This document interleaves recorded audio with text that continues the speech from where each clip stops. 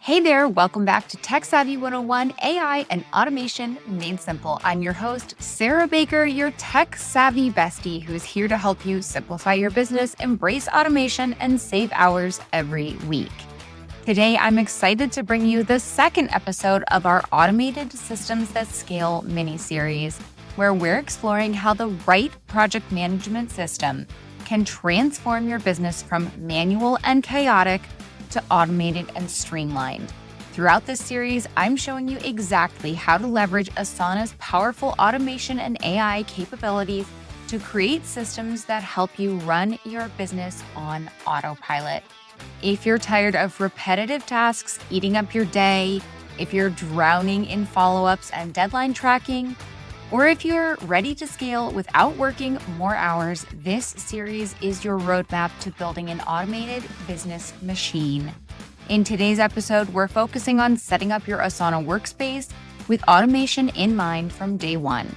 By the end of this episode, you'll know exactly how to configure your account, create projects, and set up your very first automation rules to start saving time immediately. So let's dive in. We're going to start by talking about how to create your Asana account with automation in mind. If you haven't already set up your Asana account, now is the perfect time. I'm going to walk you through the process step by step, focusing on the choices that will set you up for maximum automation potential. First, obviously, you're going to head to asana.com and click on Get Started.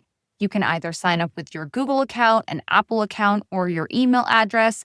I recommend using the account that you use for most of your business tools because that's going to make integrations so much easier down the line.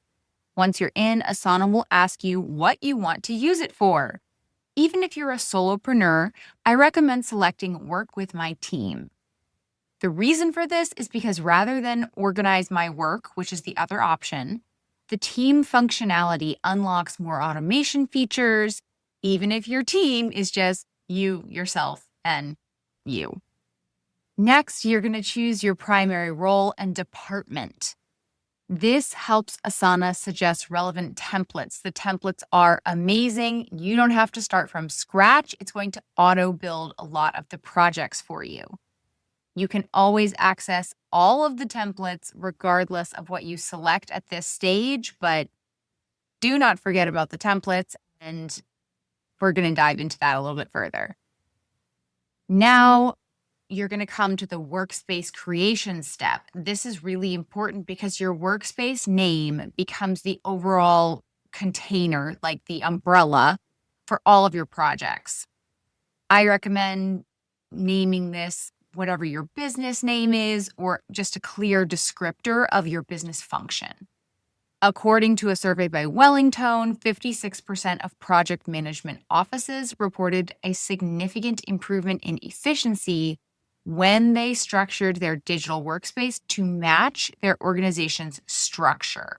So when you are naming that umbrella part of your Asana workspace, think broad. Now that you've got your account set up, it's time to think about how to organize your projects in a way that sets you up for automation success. There are several ways to structure your projects in Asana, and the right approach depends on you and your business. It also depends on what makes sense for your brain. But there's one principle that applies universally, which is organized by workflow, not by client or time period. So what do I mean by that? Instead of creating a project for client A or another for client B, I recommend that you create projects based on the repeatable processes in your business, like client onboarding or content creation or product launches, things that you can then duplicate in the future if you have another launch or another client onboarding or more content creation by month or by year. Why is this? Because automation works best when it's applied to consistent, repeatable workflows. According to a study by PMI, organizations that structure their project management around repeatable processes are 52% more likely to complete projects on time and within budget. So let me give you an example of how to set up a few key projects that most businesses need. One example is a client onboarding process. For this one, I would recommend using Asana's board view, which is where it's like a Kanban board style. You can create sections for new leads, a discovery call scheduled, a proposal sent, a contract signed, onboarding in process, onboarding complete. All of these creates a very visual representation of where all of your clients are in the process. You could create a project for content pipeline creation.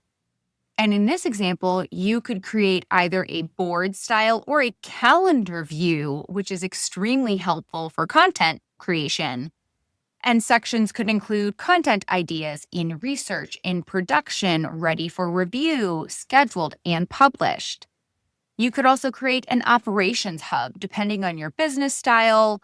This would be where you could manage all of your business operations tasks. Now, in this case, you could use maybe a list view with sections for finance and accounting, marketing and production, team management, or even systems and tools. Now, for each project, you can then add in custom fields, which are incredibly useful for automation. You can add fields like priority, low, medium, and high, status, not started, in progress, waiting on, and complete, things like due date, or even assigned to if you have multiple team members to keep track of who's in charge of which project. According to Asana's own research, teams who use custom fields effectively save 33% more time through automation than those who don't. These fields become critical triggers for the automations that you can then set up. Speaking of that, let's now talk about setting up those recurring tasks and automated dependencies. One of the very simplest forms of automation in Asana is setting up those recurring tasks. This ensures that routine work happens automatically and in the right sequence. A study by Harvard Business Review found that knowledge workers waste an average of 41% of their time on discretionary activities that offer little personal satisfaction and could be handled by others. What does that mean? It means they're doing boring tasks for almost half of their workday. Recurring tasks help eliminate this waste of time by ensuring routine work gets done without manual intervention. So let's talk about how to set this up. First, you're going to create a recurring task in Asana. For example, you could create a recurring task for review weekly analytics. This could be for your YouTube channel, your podcast, your blog, your website, anything that has analytics, which is practically everything these days. This could occur every Monday morning and be a recurring task.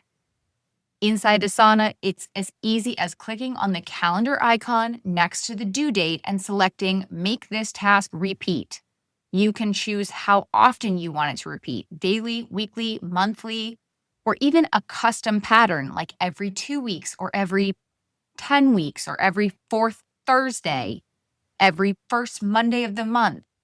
Then you set up task dependencies, which means that you're creating a sequence where one task automatically becomes active when another is completed. So it's reliant on the first task becoming complete. Once you check the little box in Asana that you've completed the task, the next task becomes active. So, for example, in the project that we talked about earlier about creating content, if the task is schedule social media posts, that task won't become active until you've completed the task of creating graphics. One of my favorite features is also subtasks. Subtasks are perfect for breaking down really complex processes and also for projects that you repeat over and over and over again. It removes a lot of the mental to-do list because instead of having to remember all of the steps that it takes to complete a project or a task, You can create subtasks and then go through and check all of the subtasks off each time you complete the task. For example, in the client onboarding project, you can create a task for welcoming a new client with subtasks for sending a welcome email, sharing an onboarding questionnaire, scheduling a kickoff call, setting up your client in your billing system, and so on and so on. I have over 20 subtasks for each of my podcast episodes, for example, including creating the podcast, scheduling the podcast, editing the podcast, creating the cover art, scheduling a blog, all of the steps that it takes from coming up with the topic all the way through scheduling and promoting. And I have a project for all of my podcasts. That's the umbrella. And then I have tasks within that are each episode, and then subtasks on each episode or task that represent all of the steps it takes to publish each episode. So that way I'm, one, consistent with how I handle each episode's production, and two, I don't have to think about it for each time. And remember, did I skip a step? When I'm producing each episode of my podcast, I can go through all of the subtasks and know that, yes, I hit all of the steps. I didn't forget to do anything, and I have completed each episode. It is incredibly helpful for all of those repeatable tasks. According to research by Asana, breaking work down into subtasks increases completion rate by 20% and reduces the time spent on coordination by 25%. For me personally, using subtasks removes that mental burden because I don't have to keep the running to-do list in my head because I know that it's in my Asana. Therefore, I don't have to have a constantly running to-do list either in my head or on a piece of paper on my desk because I know it's in there and that I haven't forgotten anything. So it removes that level of stress. Now, let's explore how to leverage Asana's AI features to make your task management even more efficient. First, I'm going to recommend using Asana's smart recommendations. As you create tasks, Asana's AI will start to suggest due dates, assignees, and even related tasks based on your past work patterns. These suggestions get more accurate over time as the AI learns your workflows. So the more you use it, the better it gets. Next, leveraging natural language processing for task creation. Asana's AI can understand natural language inputs. So for example, if I type schedule client meeting with Sarah next Tuesday at 2 p.m., Asana will automatically create a task with the correct date, time, and assignee. Finally, using AI for workload management. Asana's workload view uses AI to help you visualize team capacity and balance work more effectively. This is crucial for preventing burnout and ensuring your deadlines are realistic. According to a study by Gallup, employees who feel their workload is well managed are 70% less likely to experience burnout. Asana's AI-powered workload management helps ensure that no one on your team is overloaded. Now, let's talk about integrations with your existing tools to help you create seamless workflows. The real power of using Asana as your automation hub comes from connecting with all of your other business tools. So let's talk about a few key integrations. First off, you can integrate it with your email. You can create Asana tasks directly from emails by forwarding them to x@mail.asana.com. This is a huge time saver for turning client requests or important information into actionable tasks. Research by McKinsey found that professionals spend 28% of their workday managing email. Yikes! So by integrating email with your project management system, you can cut that time significantly. Next up, you can sync your calendar with Asana. You can connect Asana with Google Calendar or Outlook, and that ensures that your task deadlines appear on your calendar and that your calendar events can be reflected in your Asana. You can also use Zapier connection. Zapier is the bridge that connects Asana to over 3,000 other apps. So you can create zaps that will create an Asana task whenever a new form submission comes in from your website. According to Zapier's State of Business Automation report, businesses that use integration tools like Zapier save an average of 5 hours per week per employee. There are literally hundreds of other integrations. I have the Slack integration. I have the Google Docs integration and the Google Drive integration. So I'm able to connect tons of my documents right into my Asana. You can integrate Microsoft Teams. You can integrate Canva, Vimeo, Figma, Salesforce. There are hundreds of integrations available. If you use it, there is probably an Asana integration for it. Now let's talk about setting up rules in Asana to automate repetitive tasks. Asana's rules feature lets you create an if this, then that automation without any coding. Here are some of the options. First off, I want to mention that they have quick start automation templates that you can implement immediately. So you do not need to start from scratch. You do not need to reinvent the wheel. Here are some of my favorite automations. You can set up automatic status updates. For example, when a task moves to a specific section, then change the status to match the section. This ensures that your task statuses are always up to date without you having to manually change them. Next, due date follow-ups. When the task is approaching its due date, then send a notification to whoever the task is assigned to. This creates automatic reminders without you having to check in manually. Another one of my favorites is new subtask creation. When a task is moved to, for example, a contract signed section in client onboarding, then it will automatically create all onboarding subtasks and assign the task to team members. This ensures that your entire onboarding process kicks off automatically when a new client signs on with your business. The onboarding subtasks would be preset in a template that you create. And finally, another one I really like is a new form response automation. When a new form is submitted or received, then it creates a task and assigns that task to a team member and adds it to a specific project. This is perfect for client intake, content requests, or support tickets.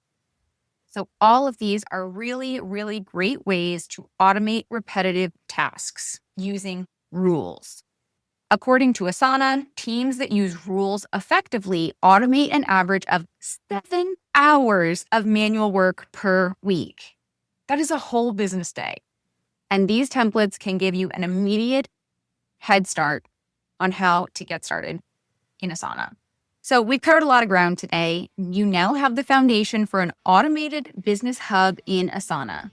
We've talked about how to set up your account. We've created strategic business structures. We've talked about how to configure recurring tasks and dependencies, how to leverage the AI features, how to integrate with other tools, and we've talked about how to implement your first automation rules. The key to success with Asana or any project management system is consistency. Start by moving one workflow at a time into your new system and focus on setting up automations for that workflow before moving on to the next one. This incremental approach will help you avoid feeling overwhelmed while still making meaningful progress. In our next episode, we'll dive deeper into advanced automation strategies, showing you how to create complex workflows that run your business while you focus on growth. If you're finding value in this mini-series, I'd love it if you could subscribe and leave a review. It helps other tech-curious entrepreneurs find the show. Thanks so much for tuning in to today's episode of Tech Savvy 101. I'll see you really soon.